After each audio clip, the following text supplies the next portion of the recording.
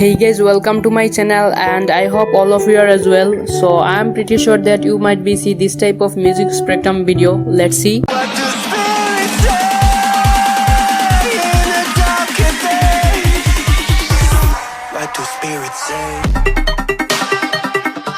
Well, for making this type of music spectrum, everyone use Adobe Premiere Pro, After Effects, KineMaster or anything like this, and it's too much tough work. But don't worry, because in this video I'm going to show you how to make this type of music spectrum in PowerPoint. So without wasting any more time, let's get started.